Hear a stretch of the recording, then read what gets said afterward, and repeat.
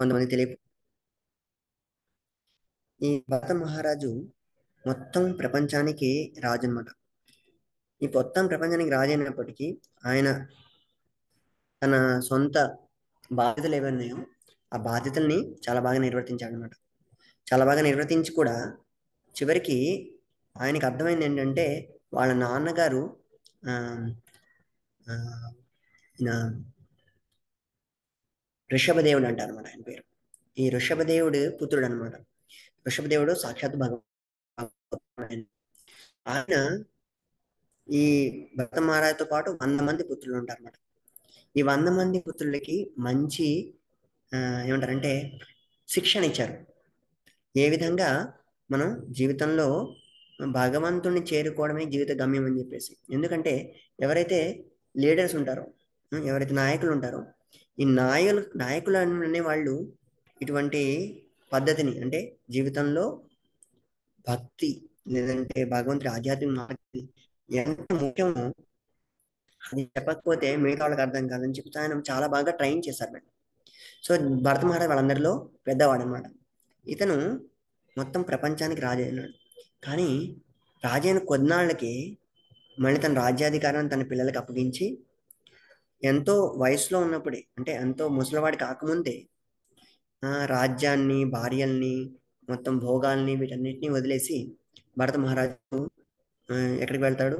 అడవికి వెళ్తాడు అనమాట. అడవికి వెళ్ళి భగవంతుడికి సంబంధించిన ఆధ్యాత్మిక కార్యక్రమాల్లో ఎంతో ఉచ్చ స్థాయికి వెళ్తాడు అనమాట. ఎంతో ఉచ్చ స్థాయికి అంటే భావ అంటారు అన్నమాట దాన్ని. మనం తర్వాత నేర్చుకుంటాం. మళ్ళీ మీ అందరూ ఇక ముందు భక్తి గురించి ఇంకా ఎక్కువ నేర్చుకోవాలంటే దాంట్లో నేర్చుకుంటాం. భక్తిలో చాలా స్థాయిలు ఉంటాయి అన్నమాట. ఇంట్లో భావ స్థాయి అనేది చాలా ఉన్నతమైనటువంటి స్థాయి. అటువంటి స్థాయిలో ఉన్నటువంటి భరత్ మహారాజు సడన్ గా ఒకరోజు ఏమవుతుందంటే ఆయన ఒక జింక కనబడుతుంది అనమాట. జింక ఏమైందంటే జింక ఆ, పులి అరుపుకు భయపడి ఒక నదిని దాటుతూ తన గర్భంలో ఉన్నటువంటి చిన్న జింక పిల్లని నీళ్ళలో వదిలేసి వెళ్ళిపోతుంది అనమాట. జింక చచ్చిపోతుంది. సో దాన్ని కాపాడడానికి ఆ జింక పిల్లని ఇంటికి తీసుకొస్తాను అనమాట. కానీ భరత్ మహారాజు ఆ జింక పిల్లతోటి చాలా ఆసక్తి పడిపోతాడు. చాలా ఆసక్తి పడి ఆ జింకని అన్ని సమయాల్లో ఆయనతో పాటు పెట్టుకుంటాడు అనమాట. బయటికి వెళ్ళినప్పుడు లేకపోతే యజ్ఞం చేస్తున్నప్పుడు అన్ని సమయాలు చాలా ఆసక్తి పడిపోతాడు. నెమ్మదిగా ఆయన భక్తియుత మార్గం నుంచి మళ్ళీపోతాడు అనమాట. ఏమంటే యజ్ఞం చేసేటప్పుడు కూడా జింక ఎక్కడ ఉంది, ఏదైనా పులి ఎత్తికిపోయిందా లేదా నక్క ఎత్తిపోయిందా అని చూస్తూ ఆయన ధ్యాస అంతా జింక మీద ఉంటుంది. నెమ్మదిగా భక్తియుత మార్గం నుంచి వైదొలిగిపోతాడు. సో ఒకరోజు ఆ జింక వెళ్ళిపోతుంది ఆశ్రమాన్ని వదిలేసి. వెళ్ళిపోయిన తర్వాత ఆ జింకని వెతుకుతూ ఆయన చనిపోతాడు. అంటే 8వ అధ్యాయంలో మనం చూస్తాము. ఏం చూస్తామంటే అంతకాలేచ మామేవ స్మరణుత్వా కలేవరం యః మద్భావం యాతి నాత్య సంశయం. సో మనం చివరి మరణించే కాలంలో ఎవరిని ఏమైతే గుర్తుపెట్టుకుంటామో దాన్ని మనం పొందుతామని.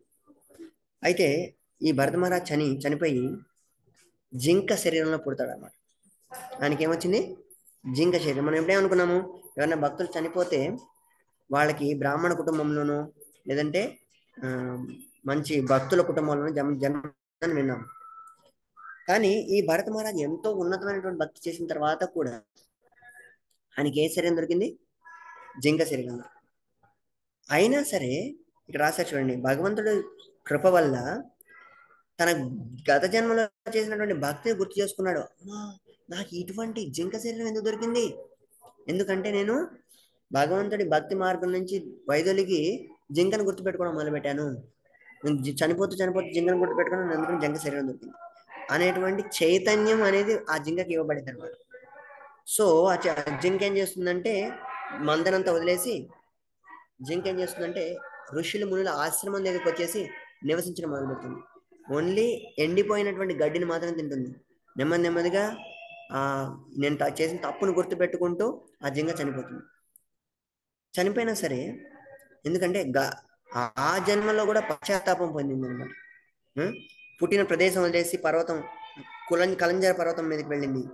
భక్తుల్ని భక్తులు కాని వాళ్ళని అంటే మిగతా జింకల్ని జనరల్ జింకల్ని దూరంగా ఉంచేది.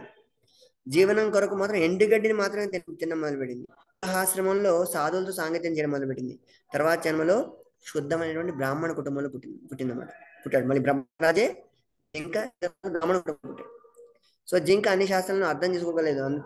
ఆ, కానీ ఈ బ్రాహ్మణ కుటుంబంలో పుట్టిన తర్వాత ఆ శాస్త్రాల యొక్క సారాన్ని అర్థం చేసుకొని భరత మహారాజు భగవద్ధామం వెళ్ళిపోయాడు తర్వాత జన్మలో. అయితే ఇక్కడ మనం ఏం చెప్పాము, ఎవరైతే భక్తియుక్త మార్గంలో పురోగతి సాధిస్తారో వాళ్ళ భక్తియుత సేవ అనేది ఎక్కడికి పోదు అని చెప్పాం. వాళ్ళ శాశ్వతమైనటువంటి బ్యాంక్ అకౌంట్ లో ఉంటుందని చెప్పాం. మరి భరత మహారాజుకి ఇటువంటి జింక శరీరం ఎందుకు దొరికింది? ఎందుకంటే ఆయన చేసిన తప్పును గుర్తించడానికి. కానీ ఆ జింక శరీరం కానీ చైతన్యం మాత్రం జింకలా లేదు. భగవంతుడు చైతన్యాన్ని మాత్రం ఇచ్చాడు. చైతన్యం ఎటువంటి చైతన్యం? మళ్ళీ వచ్చే జన్మలో బ్రాహ్మణుడిగా పుట్టి భగవద్ధామం అనమాట. అంటే మళ్ళీ తప్పు చేయకుండా భగవంతుడు అరేంజ్ చేశాడు. సో మనం కూడా జీవిత గమ్యాన్ని మనం ఏం చేయాలంటే ఈ భగవంతుడి ధామం వెళ్ళడానికి ఉపయోగించాలి. మన జీవితానికి యాక్చువల్గా ఈ గమ్యం ఇదే అనమాట. ముఖ్యమైన మార్గం ఏంటి? భగవంతుడితో ఏ విధంగా అనుసంధానం అవ్వడం, భగవంతుడి నామకీర్తన చేయడం. ఇప్పుడు మనందరం ఎలాంటి వాళ్ళం అంటే ఒక ఏమంటారంటే ఒక వ్యాధిగ్రస్తులు అయినటువంటి వాళ్ళం అనమాట. ఏం వ్యాధిగ్రస్తులం? భౌతికమైనటువంటి వాళ్ళం అనమాట.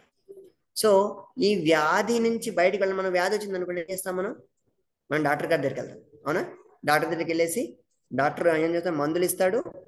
నువ్వు ఇవన్నీ తినకూడదు, వీటిని తినొచ్చు అని మనకి పథ్యం ఇస్తాడు, మందులు ఇస్తాడు.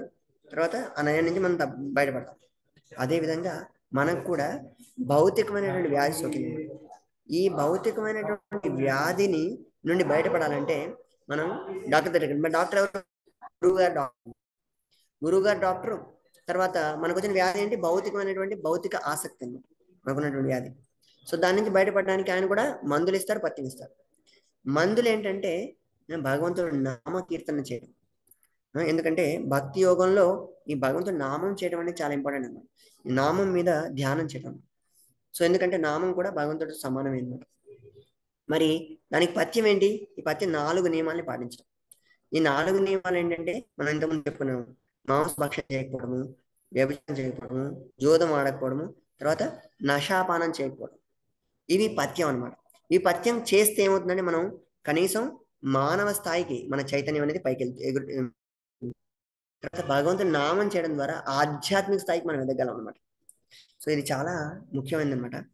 సో ఈ విధంగా భక్తులు అవ్వమని చెప్పేసి 7వ అధ్యాయం నుంచి 12వ అధ్యాయం వరకు భగవంతుడు భక్తియుత మార్గాన్ని చాలా ఎక్కువ స్ట్రెస్ చేశాడు. సో మనం పుచ్చిన పుస్తకంలో పైన ఒక కవర్ ఉంటుంది, పైన ఒక కవర్ ఉంటుంది, కింద ఒక కవర్ ఉంటుంది. మధ్యలో ఉండే పేజీల్లో నిజంగా పాఠాలు ఉంటాయి. అదేవిధంగా భగవద్గీతకు కూడా మొదటి 6 అధ్యాయాలు, తర్వాత చివరి 6వ అధ్యాయం జ్ఞానయోగం. ఈ రెండింటిలో మధ్యలో భగవంతుడి భక్తియుత సేవని చెప్పారు అన్నమాట. భక్తి యోగాన్ని చెప్పారు. సో 7 నుంచి 12 అధ్యాయాలు చాలా ఇంపార్టెంట్ అధ్యాయాలు. సో మీరందరూ తప్పకుండా అటెండ్ అవ్వండి. మీకు ఎవరికైనా ఇవాళ అటెండ్ అయిన క్లాస్లో ఒకటేమైందంటే, నేను ఈ రికార్డింగ్లో నా మాటలు ముందు వస్తున్నాయి, తర్వాత స్లైడ్ అనేది తర్వాత వస్తుంది. కొంచెం ఇబ్బంది పడి ఉంటారు, కానీ క్షమించండి నన్ను. నేను ఎన్ని వీలైతే అన్ని లైవ్ క్లాసెస్ తీసుకోవడానికి ప్రయత్నం చేస్తాను. ఎవరికైనా ప్రశ్నలు ఉంటే మిమ్మల్ని అన్మ్యూట్ చేసుకొని అడగచ్చు.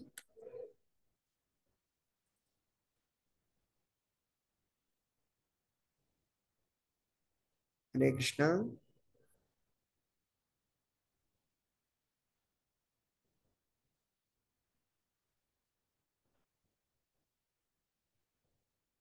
ఐ థింక్ ప్రశ్నలు ఎవరికి లేవు.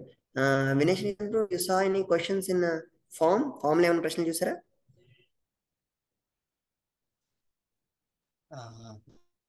లేదు బ్రో, చూడలేదు. కానీ ఈరోజు మళ్ళీ ఫామ్ సర్క్యులేట్ చేస్తాం బ్రో వాళ్ళు. Okay. So we thank you very much for మీ ఉత్సాహవంతమైనటువంటి పార్టిసిపేషన్కి. మీకు అందరికీ మా హృదయపూర్వక ధన్యవాదాలు. సో దయచేసి నా రిక్వెస్ట్ ఏమంటే మీరు తప్పనిసరిగా ఈ మొత్తం అధ్యాయాల్ని అటెండ్ అవ్వడానికి ప్రయత్నం చేయండి. మీకు చాలా మంచి అండర్స్టాండింగ్ వస్తుంది మొత్తం భగవద్గీత పట్ల. ధన్యవాదం. హరే కృష్ణ.